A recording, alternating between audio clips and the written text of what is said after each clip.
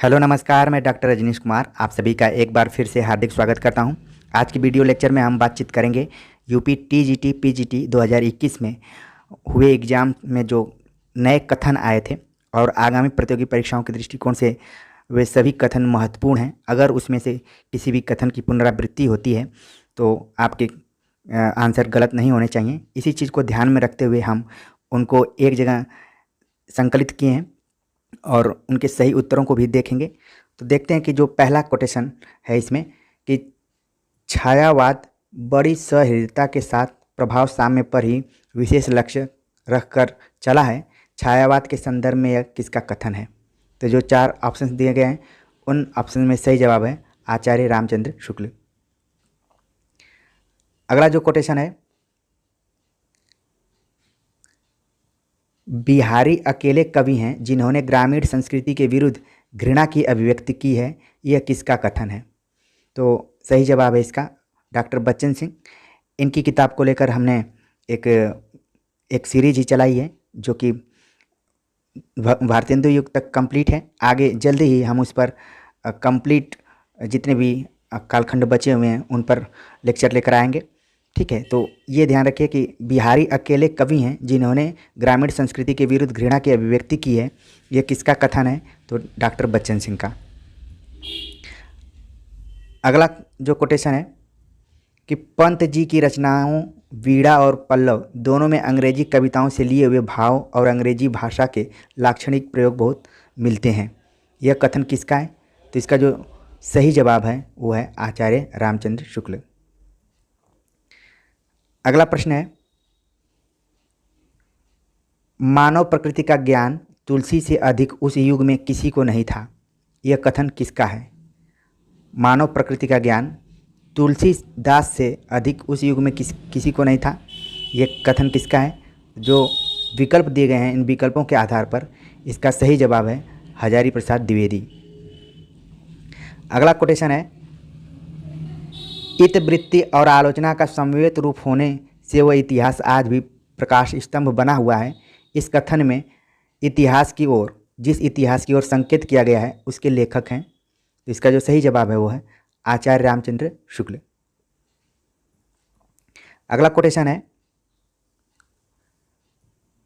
प्रयोगवाद अपने आप में इष्ट नहीं है, वह साधन है। प्रयोग द्वारा कवि अपने सत्य को अधिक अच्छी तरह जान सकता है और अधिक अच्छी तरह अभिव्यक्त कर सकता है। वस्तु और शिल्प दोनों क्षेत्र में प्रयोग फलप्रद होता है। यह कथन किसका है? इसका सही जवाब है अज्ञेय। अगला कोटेशन है,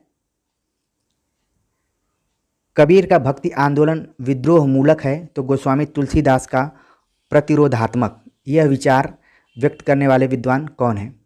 तो इसका जो ऑप्शन दिया गया है उन ऑप्शंस के आधार पर सही जवाब है डॉक्टर बच्चन सिंह। निबंध वह गद्य रचना है जिसमें लेखक किसी भी विषय पर स्वच्छतापूर्वक परंतु एक विशेष सौष्ठव संहिति और व्यक्तिकता के साथ अपने भावों, विचारों और अनुभवों को व्यक्त करता है। यह परिभाषा किस विद्वान की है? तो इसका जो सही जवाब है वो है भगीरथ मिश्र। अगला कोटेशन है, उपन्यास का मोटापा उसके स्वास्थ्य पर वैसे ही असर डालता है जैसे मनुष्यों का मोटापा।